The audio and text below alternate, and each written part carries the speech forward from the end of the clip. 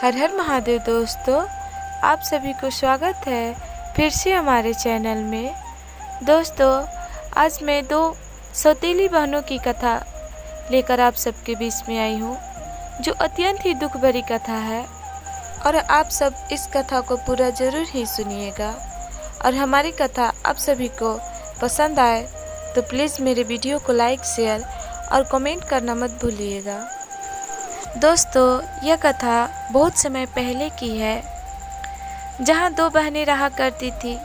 बड़ी बहन का नाम ममता था और छोटी बहन का नाम सुमन था। और उनके साथ माता पिता रहा करते थे। ममता की माँ बचपन में ही गुजर गई थी और तभी कुछ सालों बाद ममता के पिता दूसरी शादी कर लिए थे। तो उनकी भी एक बेटी थी। तो उनके घर में दो बेटियां थी, ममता और सुमन। सुमन की माँ जो थी, बस सुमन से ही लाड दुलार किया करती थी और ममता को कोई लाड प्यार नहीं करती थी। वो हमेशा उसे अधीन मानती थी। कहती थी कि ये हमारी बेटी थोड़ी ना है और हमारे ऊपर छोड़कर वो मर गई है तो क्या मैं उसे उसकी परवरिश चला दूंगी, उसे खाने पीने को दूंगी। ममता को माँ का प्यार कभी भी नहीं मिलता था। सौतेली माँ होने के उसे बड़ा ही दुख होता था कि हमारी माँ नहीं है। वो बचपन से ही महादेव को गुरु मान लेती और माता पार्वती को अपना माँ मान लेती। और जो भी उसके साथ होता था घटित घटना, वो माता से जाकर गुहार लगाती थी और महादेव को से प्रार्थना करती थी, दया मांगती थी। उसे सारे घर के काम करने के बावजूद भी खाने को भी अच्छे से नहीं मिलता था। जो कुछ भी सुमन से बचता था खाने के बाद, वही जूठन उसको ममता को मिलता था। फिर भी वो महादेव को प्रणाम करके, अन्न को प्रणाम करके वो खा लेती थी। तो एक दिन का बात ऐसा हुआ कि सुमन की माँ कहने लगी कि ये ममता तो दिन पे दिन बहुत ही मोटी होती जा रही है और हमारी बेटी को तो देखो भला, वो कितनी दुबली पतली है। इसका तो देह में लग रहा है कि लग ही नहीं रहा है। हमें तो लगता है कि रसोई से ये चुरा चुरा के सारे कुछ खाती रहती है, तभी ये इतनी मोटी होती जा रही है और हमारी बेटी तो कुछ खा ही नहीं रही है। परंतु ममता पर तो महादेव की दया थी, माता पार्वती की दया थी कि वो बहुत ही अच्छी से रहती थी। कितनों भी दुख दर्द संकट आता था, परंतु वो अच्छे से सह लेती थी और सारे घर का काम काज करते रहती थी। तो सुमन की माँ सोचने लगी कि इसे क्यों ना हम 2-4 बकरियां खरीद दें और इसे जंगल में भेज दे चराने के लिए। वहीं पड़ी रहेगी उधर ही जंगल में, भूखे प्यासे उधर ही मर जाएगी, तो हमारे सर से एक बोझ तो कम हो जाएगा। तो वो अपने पति से कहकर एक बकरी मंगाती है और ममता को बकरी को बोल देती है कि तुम जाओ इसे लेकर जंगल में चराओ। और उसे खाने पीने को कुछ नहीं देती थी। सुबह से बेचारी वो चल जाती थी बकरी को लेकर चराने के लिए और शाम को आती थी। तो जो कुछ बचा रहता था जूठन में या चाहे सूखा रोटी रहता था, उसे खाने पीने को मिलता था। वही खाकर बेचारी रहती थी और बकरी चराया करती थी। परंतु एक दिन का बात ऐसा हुआ कि वो शाम को भी आई थी तो उसे खाने को नहीं मिला था। फिर होते सुबह सुमन की माँ ममता को भेज दी बकरी चराने के लिए और वो बेचारी 2 दिन से भूखी थी। उसे भूख बर्दाश्त नहीं हो रहा था। वो बहुत ही रो रही थी। जंगल में जाकर बकरी को लेकर गई और जंगल में जाकर बहुत ही रोने लगी और महादेव से गुहार लगाने लगी कि हे महादेव, यदि हमारी माँ होती तो हमें ऐसे तो नहीं करने देती, हमारे साथ तो ऐसा नहीं होने देती। मुझे बड़ा ही भूख लगा है। और वो बहुत ही फूट फूट के रो रही थी। तभी महादेव और माता पार्वती अपने मन में विचार करते हैं, उसकी रोआई को सुनते हैं, देखते हैं। कहते हैं कि देखो, इसको माँ के होते हुए भी माँ का साया नहीं मिल रहा है। माँ तो माँ होती है, चाहे वो सौतेली माँ हो चाहे सगी माँ हो, परंतु माँ तो माँ ही होती है। कि कितनी ये भोली है और किस तरह रो रही है, इसकी रुआई तो हमें बर्दाश्त नहीं हो रहा है। तभी उसी क्षण महादेव की आज्ञा लेकर माता पार्वती जंगल में एक बूढ़ी के रूप में प्रकट हो जाती हैं और ममता को गुहार लगाने लगती हैं कि बेटी क्या हुआ, तुम इतना क्यों रो रही हो। तभी ममता कहती है कि क्या बताऊँ माँ, मैं बहुत ही भूखी हूँ, मुझे भूख के मारे चला नहीं जा रहा है, मुझे भूख बर्दाश्त नहीं हो रहा है। तभी माता कहती है कि हे बेटी, ठीक है तुम्हें तो भूख लगी है, परंतु मेरे सिर में इतना कीड़ा हो गया है कि मुझे उस कीड़े से बर्दाश्त नहीं हो रहा है। क्या तुम मेरी इस बाल से कीड़े को निकाल दोगी सर से? मुझे बहुत ही काट रहे हैं, मेरा बाल बहुत ही गंदा है। तो ममता कहती है कि का बूढ़ी माँ, हम तो इधर भूख के मारे तड़प रहे हैं और आपको आपके बाल के कीड़े ही निकालने के सूझ रहा है, मुझे चला नहीं जा रहा है। फिर भी कहती है ममता कि दीजिए, मैं आपके बाल के में जो भी कीड़ा है मैं उसको निकाल देती हूँ। तो बेचारी अपनी आँखों को आंसू पोंछकर और माता पार्वती के सर से जू को निकालने लगती है और निकालकर कहती है कि माँ आपके सारे जू निकाल दी। माँ बहुत ही खुश हो जाती है, कहती है कि हे बेटी, तुमने निकाल दी, मेरा सर का दर्द दूर हो गया। कि लो एक ये आईना, मैं तुम्हें आईना दे रही हूँ। तो ममता कहती है कि माँ आप मुझे ये आईना क्यों दे रही हैं और मैं इस आईने से क्या करूँगी। तब माता कहती है कि बेटी ये जादुई आईना है, तुम जहाँ भी इस आईने को दिखाकर कहोगी, जो भी कुछ मांगोगी तुम्हें वो चीज़ मिलेगा। कहोगी कि मीना बाजार लग जाए और जो तुम्हें खाने को होगा, जो तुम्हें लेने होगा वो सारा तुम्हें मिलेगा। तो भी ममता कहती है ठीक है, और वो माता को प्रणाम करती है और अपनी बकरी के पास जाती है और बकरी के सामने आईने को रखकर कहती है कि हे अनबोलता धन, मैं आपको अपनी माँ मानती हूँ, मुझे कुछ खाने को दीजिए, मुझे बड़ा ही भूख लगा है। तभी गरम गरम जिलेबियाँ, मिठाइयाँ उसके सामने बड़ी ही थाली में आ जाते हैं और ममता उसे खाकर बड़ा ही खुश हो जाती है। वो अपने मन को बहुत ही सुकून कर लेती है और वो बहुत ही खुश हो जाती है और वो आईने को चुरा लेती है। ऐसे करते करते बहुत दिन हो गया तो सुमन की जो माँ थी वो कहने लगी कि देखो, इसे तो मैं कुछ दिनों से खाने को भी नहीं दे रही हूँ, तो फिर भी ये मर क्यों नहीं रही है, ये जिंदा कैसे रह रही है और दिन पे दिन ये तो और भी अच्छी होते जा रही है, ये कैसे ऐसे कर रही है। और ऐसे समय बीतता चला गया था। ममता बड़ी हो गई थी, सुमन भी बड़ी हो गई थी। तो एक दिन का बात ऐसा हुआ कि सुमन की माँ कहने लगी, जब ममता बकरी चराने के लिए जंगल में चली गई थी तो कह रही है सुमन से कि जा तू उसे देखो तो उस कलमुही को वो क्या कर रही है और क्या खा के रहती है उस जंगल में। तो सुमन कहती है कि ठीक है माँ, और फिर वो वहाँ से चली जाती है ममता के पास और चली जाती है। जाने के बाद शाम हो जाती है। सुबह से उसे बड़ा ही शाम को भूख लग जाता है तो ममता से कहने लगती है कि दीदी मुझे बड़ा ही भूख लगा है, बड़ा ही प्यास लगा है, मुझसे अब रहा नहीं जा रहा है कि तुम कैसे इस जंगल में रहती हो भूखे प्यासे। तभी ममता कहती है कि बहन तुमको भूख लगा है, रुको मैं कुछ उपाय करती हूँ। और तभी बकरी के पास जाकर चुपके से अपने आईने को निकालकर और उससे कहती है कि हे अनमोलता धन, आप मुझे मिठाई दे दीजिए, मेरी बहन को बड़ा ही भूख लगा है। तो उसमें से मिठाई निकलने लगती है बकरी से और वो मिठाई को ले जाकर अपनी बहन को दे देती है और खुद भी खाती है।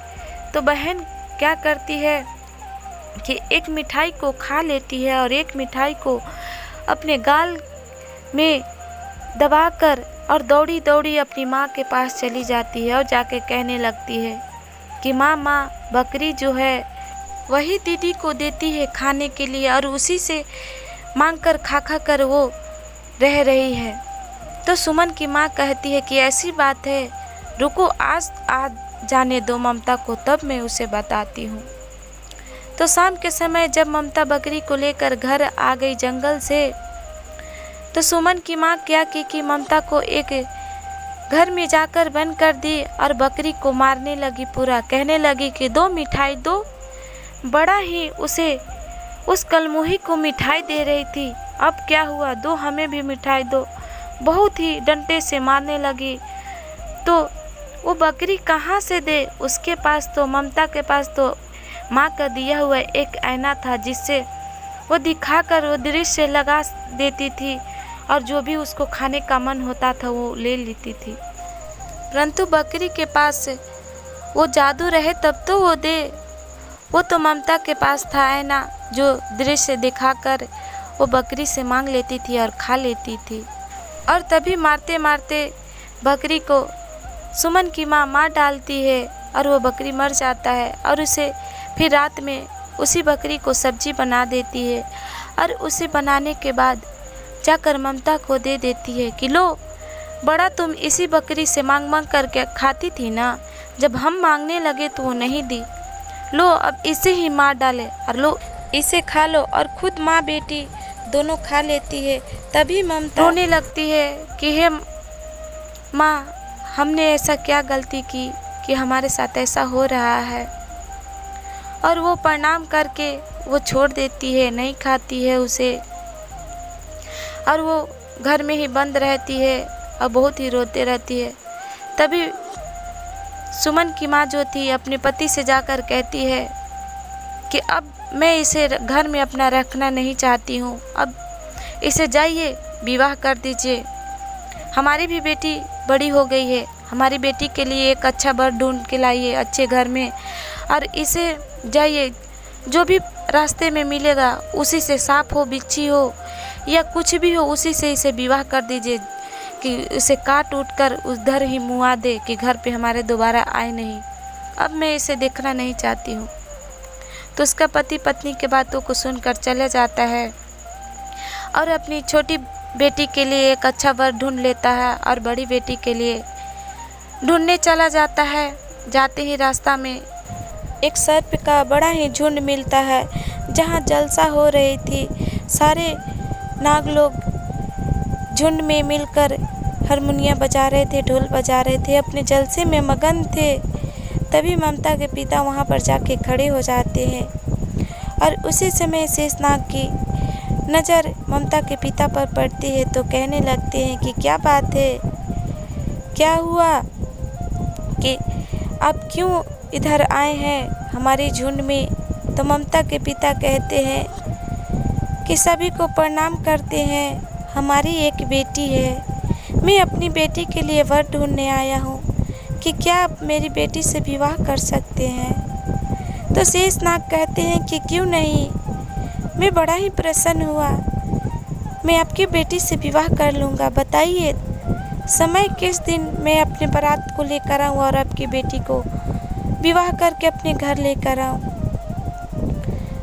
तो ममता के पिता समय को ठीक कर लेते हैं और वहाँ से चले आते हैं और अपनी पत्नी को कहते हैं कि ममता के लिए मैं एक सर्प ढूंढ लिया हूँ, उसी से ममता का विवाह होगा और सुमन के लिए बहुत ही अच्छा घर के लड़का ढूंढा हूँ कि दोनों का एक ही दिन विवाह होगा।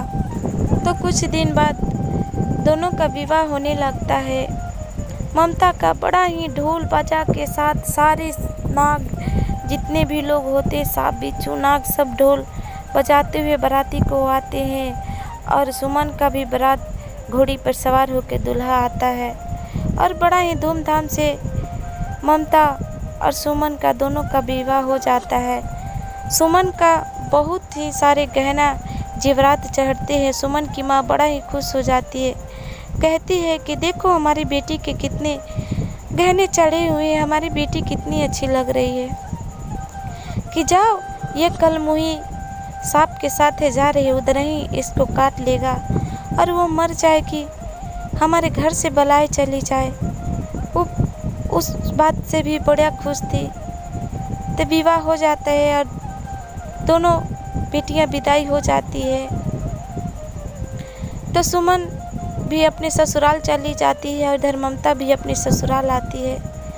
तो सारे लोग जितने भी सर्प लोग थे वो अपने अपने मान में चले जाते हैं और शेषनाग जो थे वो ममता को कहते हैं कि अब आप डरिए मत, अब तो आप हमारी पत्नी हो चुकी हैं, हमारी अर्धांगिनी, और अब आपको हमसे डरने की कोई बात नहीं है, हम आपको कुछ नहीं करेंगे, कि हम जैसे जैसे चल रहे हैं आप हमारे पीछे पीछे आइए, कि आपको डरने की कोई बात नहीं है। तो ममता शेषनाग के पीछे पीछे मान में चली जाती है और जब जाती है तो देखती है कि बहुत सुंदर ही अंदर घर है, महल है, बहुत ही धन दौलत, बहुत सारे सुख वैभव सारे भरा हुआ है, उसे किसी भी प्रकार की कोई कमी नहीं होती। जाने के बाद नौकर चाकर बहुत लोग होते हैं, उसे गहने से सारे लोग ढक देते हैं, सब बहुत ही सोलह श्रृंगार करा देते हैं, बहुत ही पहना उन्हा देते हैं। शाम का समय होता है तो शेषनाग कहते हैं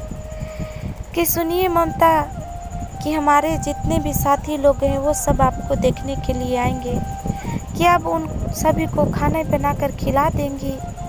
तो ममता कहती है कि क्यों नहीं, मैं सभी को खिला दूंगी।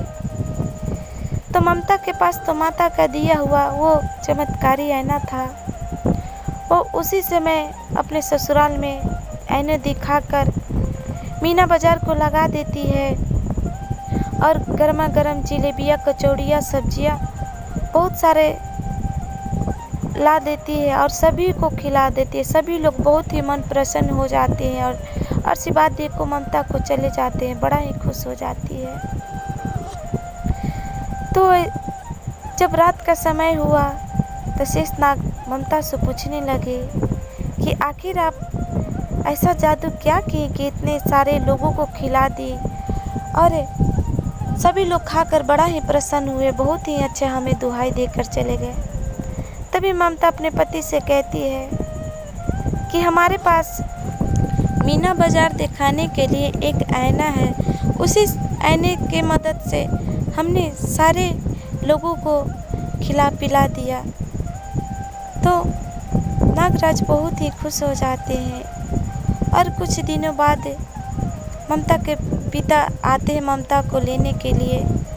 तो जब ममता अपने घर जाती है तो नागराज ममता को बड़ा ही सारा गहने दे देते हैं और बहन और को वो बहुत ही अच्छे से जाती है। जब अपने घर चली जाती है तो सुमन भी अपने मायके आई थी।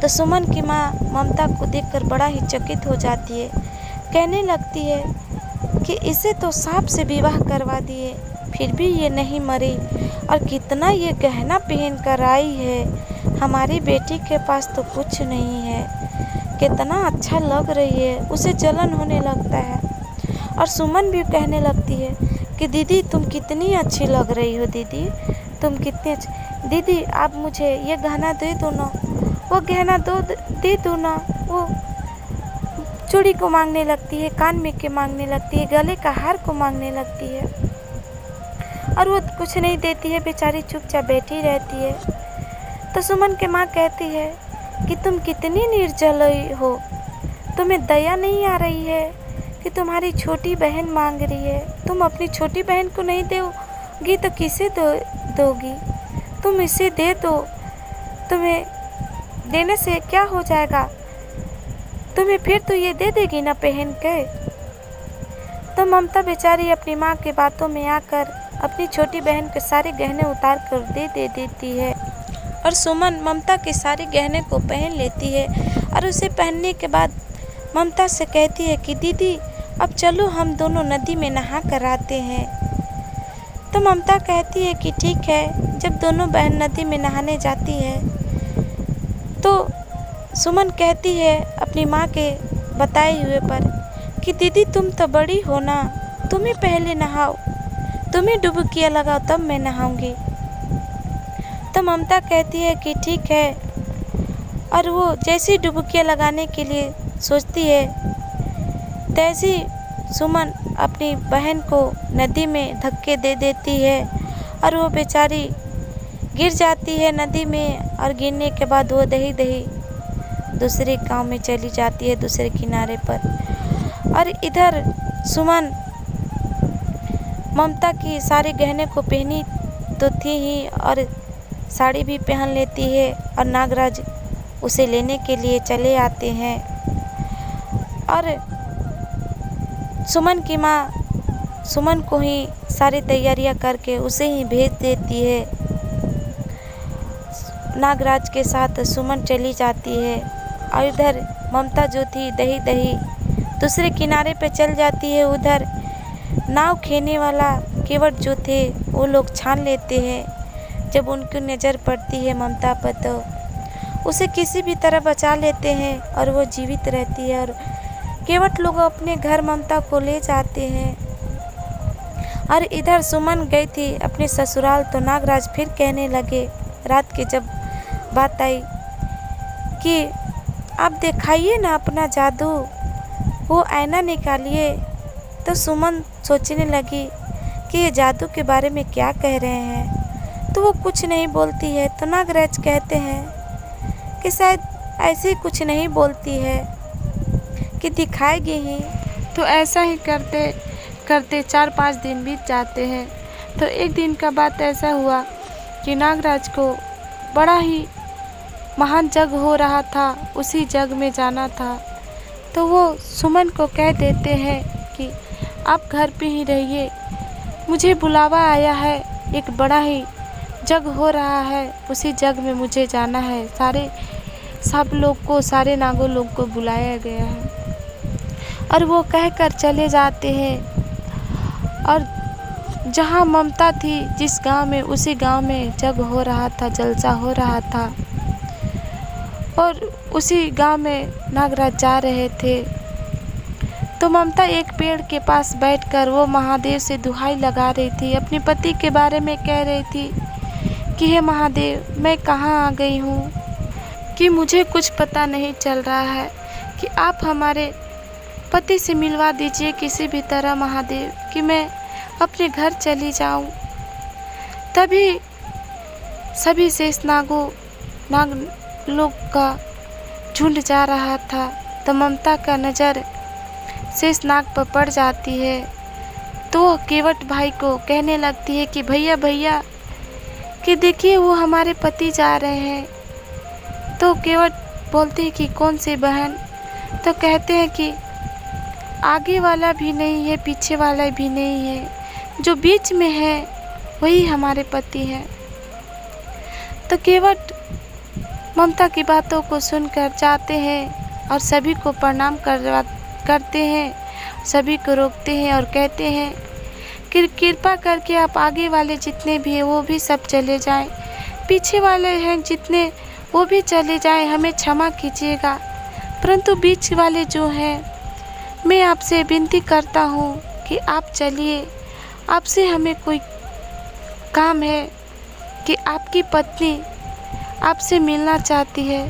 तो नागराज अपने मन में कहते हैं कि हमारी पत्नी तो हमारे घर पे है, तो हमारी पत्नी हमसे कैसे मिलना चाहती है, कि क्या बात है। तो कहते हैं केवट से कि नहीं, आपको कोई गलत फहमी हुआ है कि हमारी पत्नी तो हमारे घर पे है। तो केवट कहते हैं कि नहीं, मैं आपका पाँव पड़ता हूँ, हमारे साथ चलिए। कोई एक बहुत ही दुखियारी है और वो आपको पति कह रही है और आपको बुलाई है। तो कहते हैं कि ठीक है, चलो हम देख भी तो ले, और मैं कैसे उसे मान लूँ कि वो हमारी पत्नी है। कोई तुम्हारे पास सबूत है? तो फिर भी केवट बहुत ही दुहाई लगाता है और फिर वहाँ से शेषनाग को ले आता है और उनसे बातें करता है। फिर भी शेषनाग बातों को नहीं मानते हैं। तो रात के समय हो जाता है। तो जब भोजन करने के लिए दिया जाता है तो ममता भोजन में ही जो उसे पहली रात को नागराज अंगूठी दिए थे गिफ्ट के तौर पे, चिन्हासी के तौर पे, तो वही अंगूठी को उस खाने में दे देती है। और जैसे नागराज खाते हैं तो उसे वो अंगूठी मिल जाता है। तो कहने लगते हैं कि सच में ये तो हमारी पत्नी का दिया हुआ अंगूठी है और हमारी पत्नी तो हमारे घर पे, तो ये अंगूठी आई तो कहाँ से आई? तो उसी समय नागराज खाने को छोड़कर और केवट से सारी बातों को जिक्र करने लगते हैं। तभी केवट ममता को बुलाता है और ममता सारी बातों को नागराज से कहने लगती है। तब नागराज विश्वास कर लेते हैं, कहते हैं कि ठीक है, ऐसा बात है। और फिर सुबह होती है और नागराज अपनी पत्नी को लेकर अपने घर चले जाते हैं और सुमन को क्या करते हैं कि उसे काट देते हैं और उसे गुरिया कर 7 गो घड़ा में बंद करके और कलेवा भेज देते हैं। तो उधर सुमन की माँ घर पे जब कलेवा जाता है तो बड़ा ही खुश होती है, कहने लगती है कि देखो तो भला हमारी बेटी गई ससुराल में तो 7 गो घड़ा में मिठाई भेजी है और वो कल मुही गई थी तो कुछ भी हमें नहीं भेजी थी। कि अपना बेटी तो अपना ही न कहलाता है। देखो तो हमारी बेटी कितना अच्छा काम की है। तो जब वो हाथ धोकर घड़ी में जाकर मिठाई खाने के लिए देखती है, हाथ लगाती है तो देखती है कि एक पैर निकल रहा है, तो कभी एक घड़े में से हाथ निकल रहा है, मतलब शरीर का सारा अंग निकलता है सारे घड़े में से।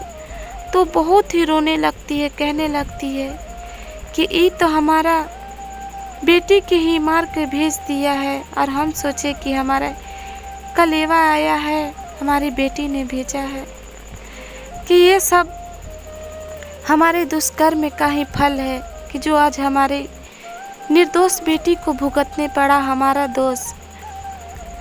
तो दोस्तों देखिए, इस कहानी के माध्यम से हमें किसी भी निर्दोष व्यक्ति पर कोई भी अत्याचार नहीं करना चाहिए, वो चाहे व्यक्ति किसी भी तरह क्यों ना हो।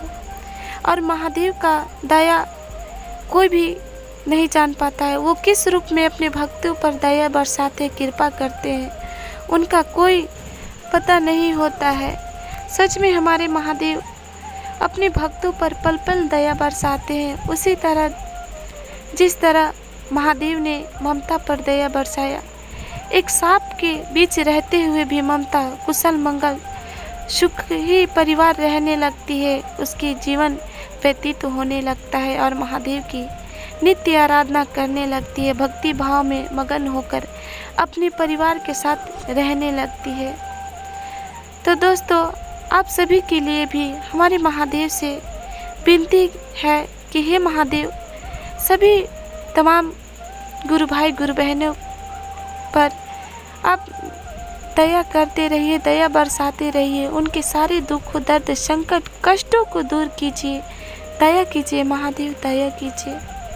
दोस्तों आप सभी को अगर हमारी वीडियो पसंद आई हो तो प्लीज़ हमारे कमेंट बॉक्स में महादेव का नाम एक बार ज़रूर ही लिखिएगा। आप सभी को हर हर महादेव।